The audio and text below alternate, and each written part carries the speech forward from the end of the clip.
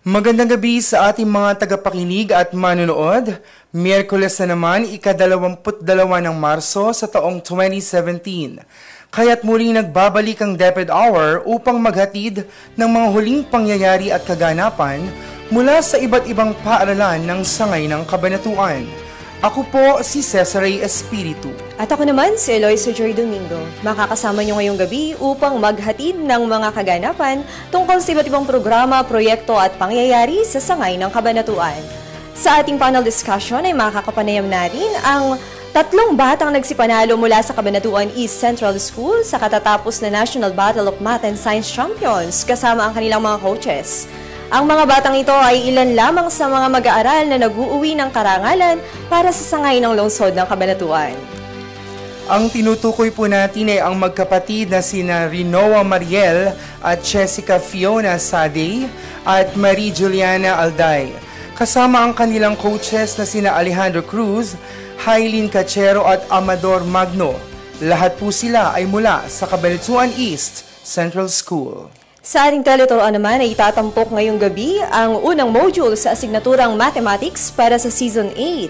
Sa module pong ito ay makakasama natin bilang teacher presenter si Ginoong Richard Mahinay ng San Josef National High School na tatalakay sa aralin tungkol sa graphs.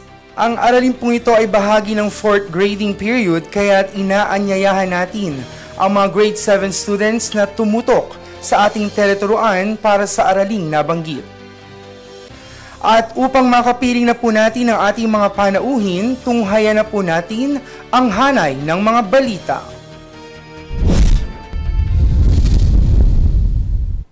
Mayapyap National High School conducts SSG election for school year 2017-2018. Grade 2 pupils ng Kaalimangbangan Integrated School nasungkit ang ikatlong pwesto sa 2017 MTOP Division Finals. Division Secondary MTOP Team Finals isinagawa sa Science High School. Grade 8 at Grade 9 ng Marciano del Rosario Memorial National High School nakasungkit ng karangalan.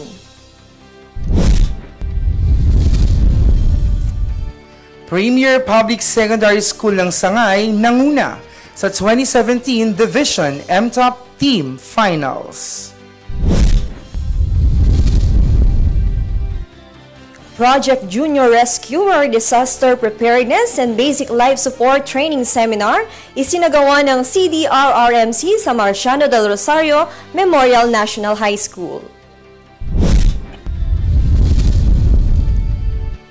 Thesis defense ng mga mag-aaral na nasa Special Program in the Arts sa Mayapyap National High School na iraos na.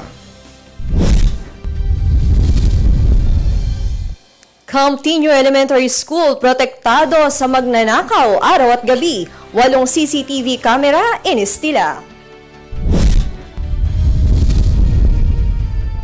Kamalayan sa mga sakuna, muling pinaigting sa Science High School. Fire at earthquake drill isinagawa.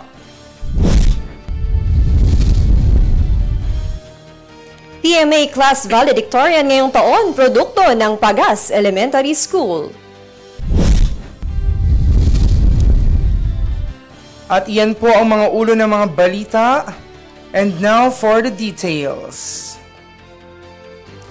In compliance with DepEd Memorandum No. 27, Series of 2017, Mayapyap National High School conducted the SSG election last March 10, 2017. Filing of candidacy started last March 3, followed by the evaluation of the Certificate of Candidacy last March 6 to find out the qualified candidates.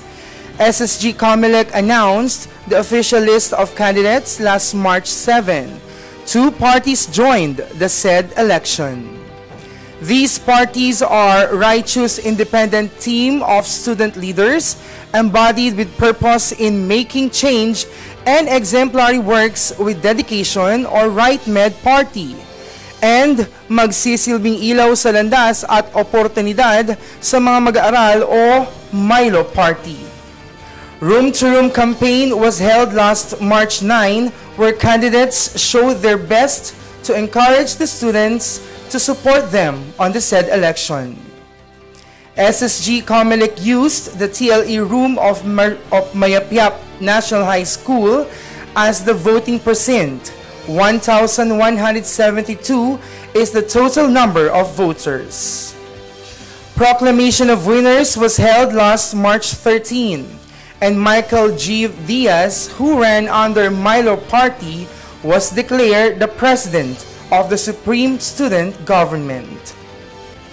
The other newly elected officers are Jonard J. Miranda, Milo Party, for the position of Vice President; Tricia Galang, Right Med Party, for Secretary; Ray Vincent Castro, Milo Party, for Treasurer; Faye Salva, Milo Party, for Auditor; Rainiel Ricky Rilo, Right Med Party, for PIO; RJ Bakay, Right Med Party, for Peace Officer; Wilma Santos, Milo Party, and Janine Salva, Right Med Party. For Grade 8 representatives, Christian Baking and Tricia Balagtas, Milo Party. For Grade 9 representatives, Eliza Gempayumo and Eric Blanco, Right Med Party. For Grade 10 representatives, Lara Villante, Milo Party. And for Grade 11, and Erica Balagtas, Right Med Party, for Grade 11. The newly elected officers were sworn into office last March 17. This new set of officers will attend the Division Federated election on Friday, March 24. The selected SSG officers who spearheaded the elections were led by Camille Lado, with the supervision of Mrs. Felicidad Navarro, chairman of the elections. This report was posted by Harold Mejia, DepEd Media Bureau member from Mayapyap National High School. Sa iba pang mga kaganapan, ibinandera ng dalawang mag-aaral ng Kaalibambangan Integrated School na sina Charlene Angelica Sireño at Valiant Isaac Perez ang kanilang husay at galing sa katatapos lamang na 2017 MTOP Division Finals na ginanap sa Imelda Integrated School noong ika-16 ng Marso taong kasalukuyan. Nakamit ng dalawa ang ikatlong pwesto sa ikalawang baitang na pinanday ng kanilang coach na si Ginang Lilia Hipolito. Kitang-kita ang determinasyon ng dalawang mag-aaral sa tuwing may ensayo sila sa kanilang coach, kung kaya't nabiyayaan sila ng isang matagumpay na sandali. Matatanda ang nakuha ng mga batang matitinig ang unang gantimpala sa Division Elimination Round na naging daan upang sila ay makapasok sa Division Final Round na kung saan ay naipakita nila ang kanilang angking galing sa larangan ng matematika. Nagkamit din ng mga karangalan ng iba't ibang mag-aaral ng CIS na nagpapatunay lamang na seryoso ang mga guro sa pagtuklas sa mga natatanging galing ng mga bata sa paaralan. Taon-taon ay hindi nagpapahuli ang Team Kaali sa MTOP Math Challenge, kung kaya naman masaya ang punong guro nito na si Ginang Dorizo Campo sa pagbibigay importansya na mahubog ang kakayahan ng mga bata sa CIS. Naitala ang ulat na ito ni Cesar Espiritu, DepEd Media Bureau member mula sa Kaalibambangan Integrated School. Sa MTOP pa rin, nakamit naman ni na Crystal Irish Hilario at Lewin Claire Castro ng Grade 8 ang ikatlong pwesto, samantalang nasikwat naman ni na Aaron Refe at Joanna Laureano ng Grade 9 ang kahalintulad na karangalan sa idinaos na Division MTOP competition sa Honorato C. Perez Senior Memorial High School. Naglaban sa nasabing kompetisyon ang 10 paaralan na naging kwalipikado mula sa screening na dinaluhan ng 20 paaralan. Sumailalim mga mag-aaral sa masidhing pagsasanay at paggabay ng kanilang mga tagapagsanay na sina Ginoong Juanito Valdez para sa Grade 8 at Ginoong Jerwin Tanghal naman para sa Grade 9. Ayon kay Aaron Refe, naging malaking tulong sa kanilang pagsasanay na ginawa sa kanila ng kani-kanilang mga tagapagsanay kung saan ipinaranas sa kanila ang tunay na senaryo ng laban na time-pressured at ginagawa ng mas pinaikling pamamaraan kung paano sasagutin ang mga tanong na nakahanda para sa kanilang paghahanda. Ang ulat pong iyan ay naitala ni Daryl John Cacananta, DepEd Media Bureau Member mula sa Marciano del Rosario Memorial National High School.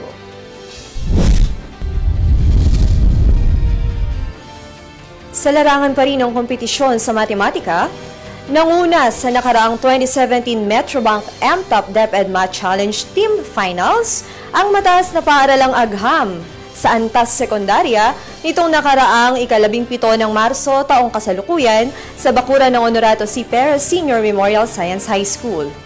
Nilahukan ng mga mag-aaral mula sa grade 7 hanggang grade 10 ang nasabing paligsahan kung saan binubuo ng 10 miyembro bawat grade level. Dinaluhan ng mga opisyalis ng DepEd Cabanatuan City sa pangunguna ni Dr. Roda Razon, School Division Superintendent, at Dr. Josie Palyok, OIC Assistant Schools Division Superintendent. Ang nasabing paligsahan ay pinangasiwaan ni Dr. Sonny De Leon, taga-Masigid Pansangay sa Mathematics, at naging katuwang ang mga guro ng matematika sa iba't ibang paaralan. Nakuha ng Science High School ang champion sa grade 7 na kinabibilangan ni Alexander Carlos Adan at Chester Lee Reyes sa pamamahala ni Ginang Mary Ann Guerrero. Second place naman sina Diana Jasmine Costales at Triz Ann Payabyab buhat sa grade 8 sa ilalim ng pamamatnubay ni Ginang Helen Grace Angeles. Nakuha rin ng grade 9 ang 4th place kung saan sina Danica Po at Franchet Sai Reyes ang naging kalahok sa pangunguna ni Ginoong Carlos Pailias at second place naman sa grade 10 sina Rafael Joseph Dasig at Alexis San Diego sa pamamatnubay ni Ginoong Kaizelyn Rivera. Sa kabuuan, pumangalawa ang Science High School sa nasabing paligsahan na ay may temang Moving Towards Excellence in Mathematics. Naitala ang ulat na ito ni Helen Ricoco, DepEd Media Bureau Member ng Science High School.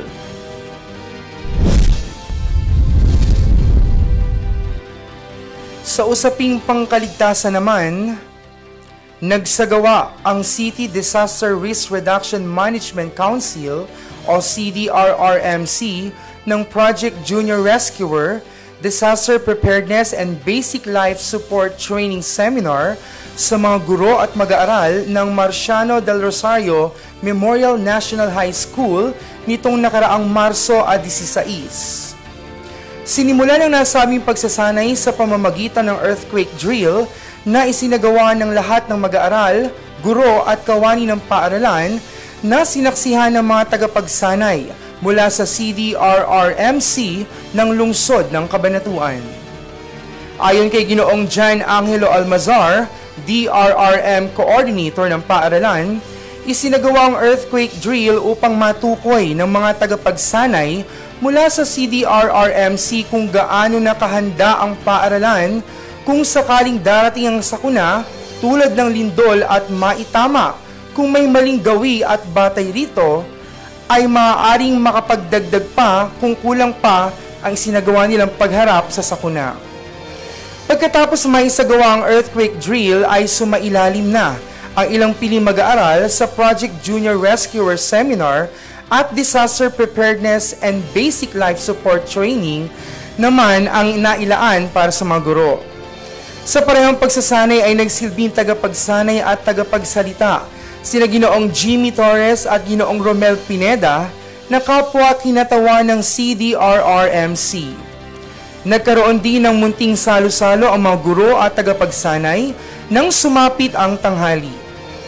Ayon kay Ginang Rosario Soriano, punong guro 3 ng paaralan, ang gawaing ito na isinasagawa sa paaralan ay napakahalaga at napapanahon dahil hindi natin malalaman kung kailan at saan darating ang sakuna. Idinagdag pa ni Soriano na nararapat lamang na gumawa tayo ng pamamaraan kung papaano tayo makakaangkop sa mga pagbabagong bunsod ng climate change. Ang ulat na ito ay hatid sa atin ni Daryl John Cacananta, DepEd Media Bureau Member mula sa Marciano del Rosario Memorial National High School.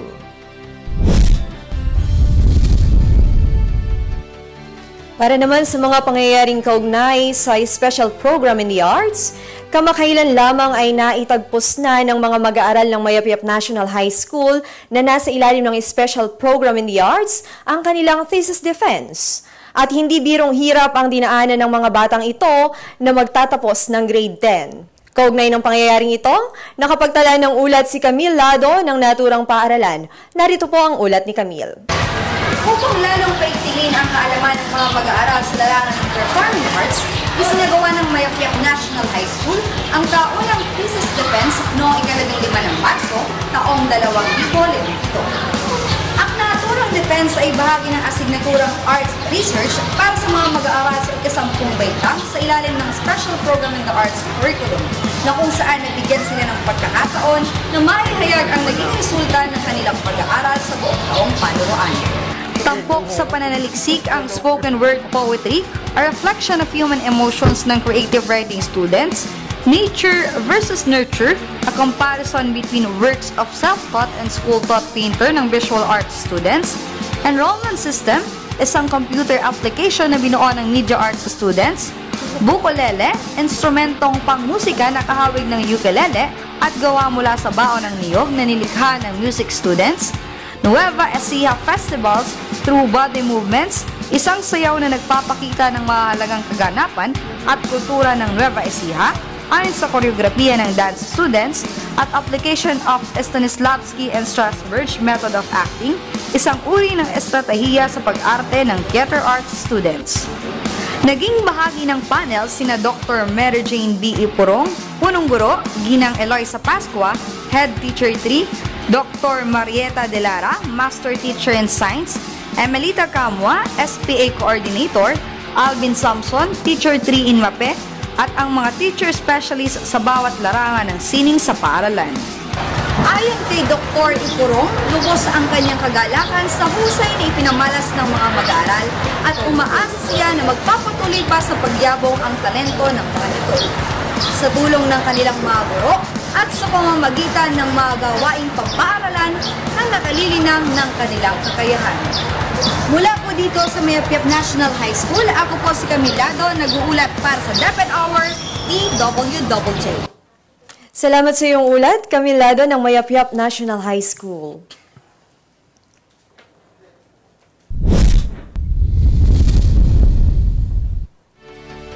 Para naman sa usaping kaunlarang pangkurikulum, protektado araw at gabi kontra sa mga magnanakaw ang Camtinio Elementary School.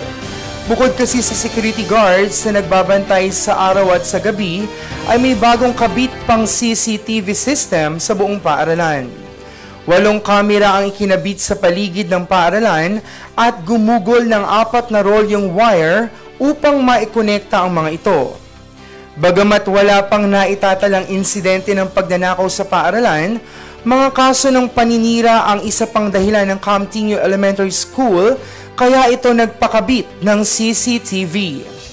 Kamakailan lang ay kaso ng vandalismo sa bagong pintang bakod ng Camtinio Elementary School ang hindi naresolba dahil sa kawalan ng patunay kung sino ang gumawa ng vandalismo. Hatid po sa atin ang ulat na iyan ni DepEd Media Bureau Member Alan David Valdez ng Camtinio Elementary School.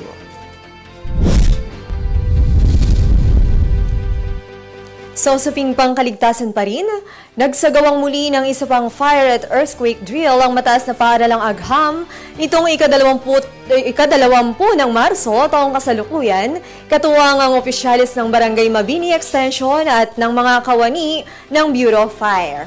Ayon kay Ginang Maria Minisa Cabwal, Head Teacher 3 at Officer in Charge ng paaralan, napapanahon ang nasabing gawain dahil sa Fire Prevention Month celebration at paghahanda na rin para sa anumang sakunang darating at maging alerto ang bawat isa lalo't higit ang mga mag-aaral. Sabay na isinagawa ang fire at earthquake drill upang makita ang pagiging alerto ng mga mag-aaral at mga guro sa nasabing okasyon. Tiniyak ang mga hakbang na dapat gawin sa oras ng sakuna tulad ng pagsasagawa ng duck cover and hold, pagbibilang ng mga bata, pagre-report ng kalagayan ng lugar ng mga bata, Ang Disaster Risk Reduction Management ng paaralan ay binubuo ni Ginoong Roy Santiago, Ginoong Carlos Palias at Ginoong Jason Juan sa pamamatnubay ni Ginoong Alberto Santos at Ginang Maria Minisa Cabual. Nagbahagi rin si Ginoong Florencio Abando, kawani buhat sa Bureau of Fire, ng ilan pang tips sa mga isinasagawang gawain. Pinuri rin ang mga mag-aaral at guro dahil sa pinakita nila ang tunay na adhikain ng palagiang pagsasagawa ng drill. Sumuporta rin ang opisyalis ng Barangay Mabini Extension sa pangunguna ni Barangay Captain Myra Kapinpin at ilang katuwang nito sa barangay.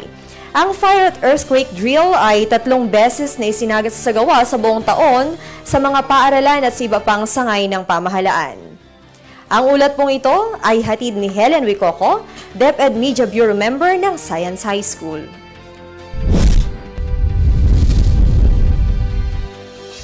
At para sa pinakatampok na balita ngayong gabi, isa na namang Cabanatueño ang nakaukit ngayon sa kasaysayan ng bansa.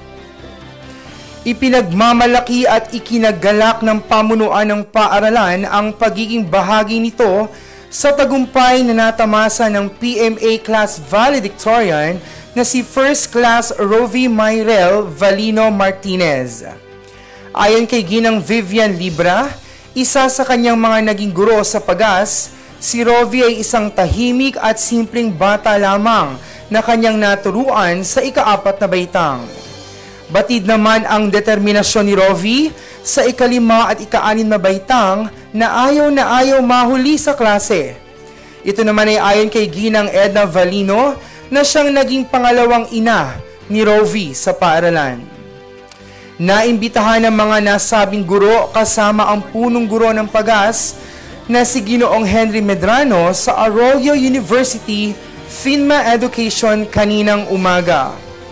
Ang pagkakaimbita sa Class Valedictorian ng PMA Class 2017 ay upang gawaran siya ng parangal ng pamunuan ng Arroyo University bilang katangi-tanging anak ng kabanatuan. Naniniwala ang pamunuan ng PAGAS Elementary School na si Rovi ay isa sa mga magsisilbing inspirasyon sa mga kabataang nangangarap tuparin ang kanilang mithiin. Gaano man ito kahirap o kaimposible o saan mang paaralan ka nagmula, basta't mayroong kang determinasyon at tiyaga ay naroon, tiyak ang tagumpay ang balik nito. Bago nakapasok sa Philippine Military Academy si Rovi, natapos niya ang kanyang pag-aaral sa sekundarya sa Premier Public Secondary School ng Sangay, ang Honorato C. Perez Sr. Memorial Science High School. Ang ulat na ito ay hatid sa atin ni Ginoong Noel Samson, Master Teacher 1 ng PAGAS Elementary School. At iyan ang mga balitang nakalap ng DepEd Cabanatuan City Media Bureau. Magbabalik po ang DepEd Hour makalipas ang ilang paalala mula sa ating himpilan.